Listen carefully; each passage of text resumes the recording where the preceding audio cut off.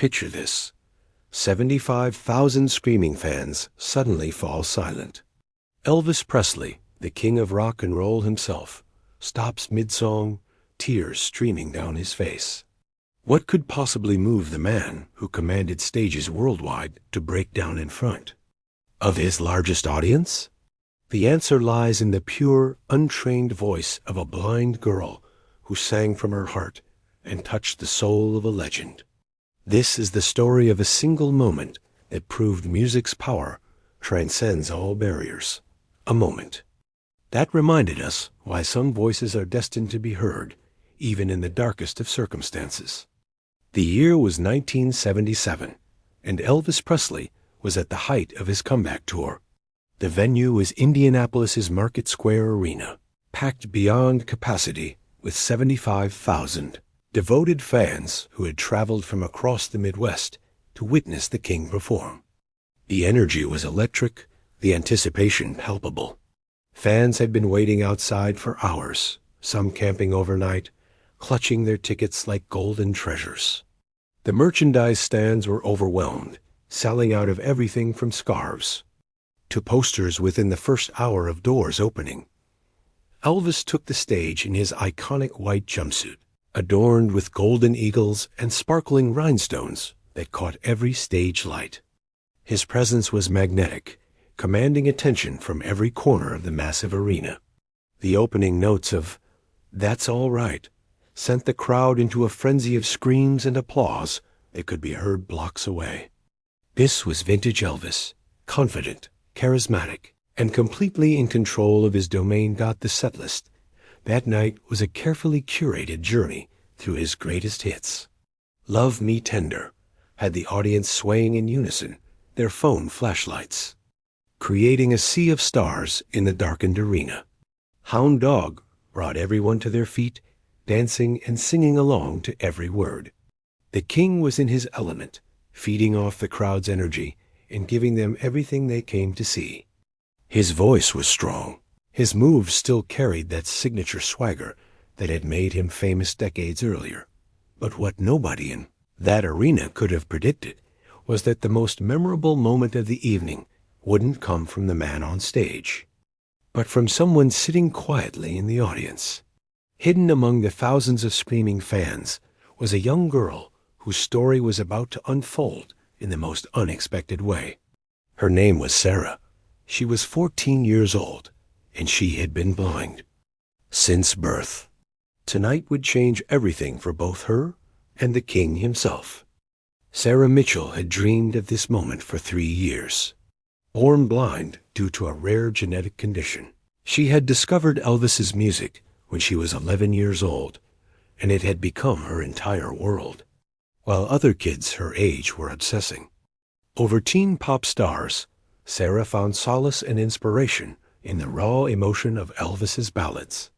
She would sit in her bedroom for hours, playing his albums over and over, memorizing every note, every breath, every subtle inflection in his voice. Her parents had initially been hesitant about bringing her to the concert.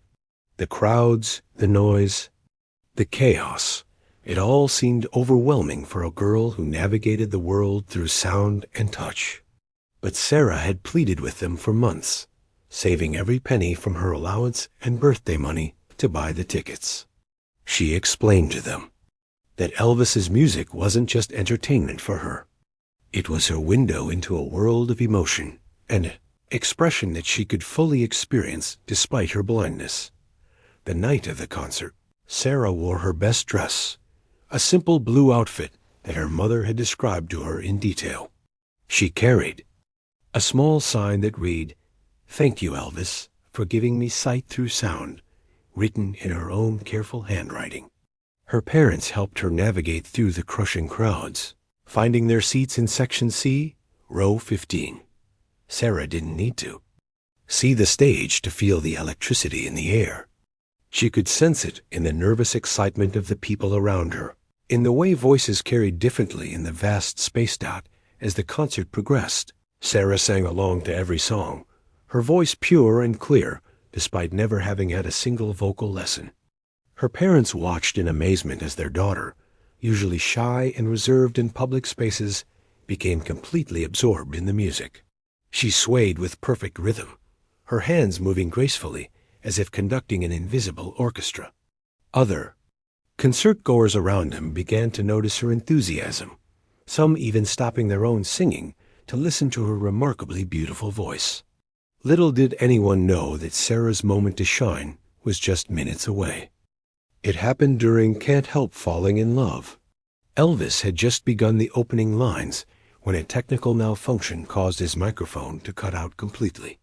A backing band continued playing, but suddenly the king's voice was gone. For a moment there was confusion. Some fans kept singing, others fell silent, waiting to see what would happen next. Elvis, ever the professional, kept moving his lips and gesturing to the crowd, trying to signal that they should keep the energy going while the sound crew frantically worked to fix the problem. That's when Sarah's voice cut through the confusion, like a beacon of pure light. Without hesitation, without fear, she stood up in her section and began singing the song with a clarity and emotion that seemed impossible for someone so young.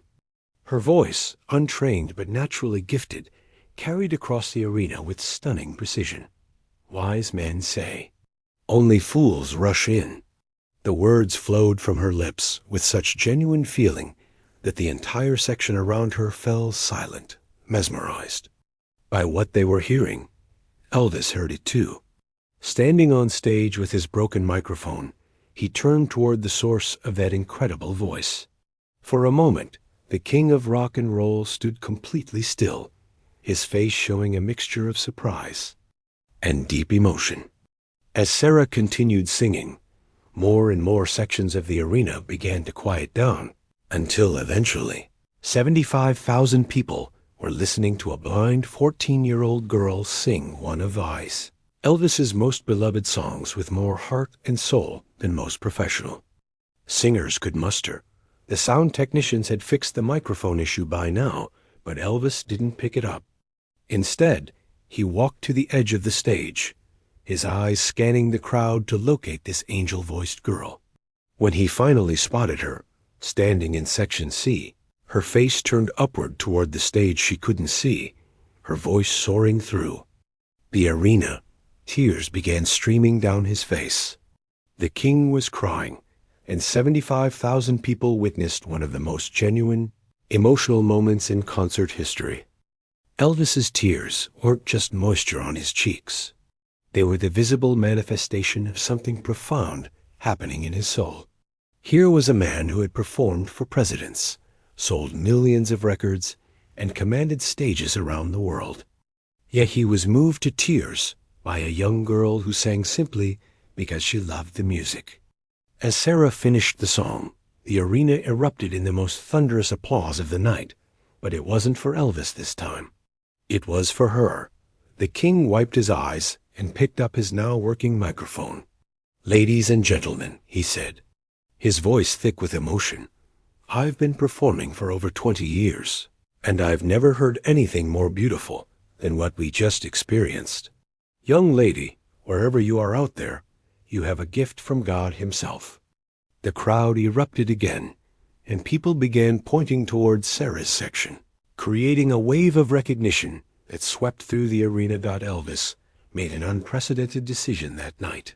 He stopped the concert, had his security team locate Sarah, and brought her up on stage. The sight of Elvis Presley, the king of rock and roll, gently guiding a blind teenage girl across his stage while 75,000 people cheered, is one that those present would never forget. He asked her to sing with him, and together they performed Amazing Grace in a duet that reduced grown men to tears and created a moment of pure magic that transcended entertainment and became something spiritual. The story didn't end that night. Elvis personally ensured that Sarah received vocal training from some of the best coaches in Nashville. He stayed in touch with her family, sending birthday cards and Christmas gifts each year until his passing later that year. Sarah went on to become a successful gospel singer, touring churches and concert halls around the country. always crediting that one magical night with Elvis as the moment her life truly began. The recording of their duet, captured by a fan with a portable recorder, became one of the most sought-after bootleg recordings in music history. In a world of manufactured entertainment and artificial emotion, sometimes it takes a moment of pure authenticity to remind us what really matters. Sarah's voice that night wasn't technically perfect. It wasn't polished by years of training or enhanced by studio magic. But it was real, it was heartfelt, and it moved the king of rock and roll to tears, because truth recognizes truth and love recognizes love. Want to discover more incredible, untold stories of music history that will move your soul? Subscribe to our newsletter for weekly tales of magic moments that prove music's power to transform lives. Click below to join thousands of music lovers who crave the stories behind the songs. Subscribe now. Don't miss these amazing musical moments.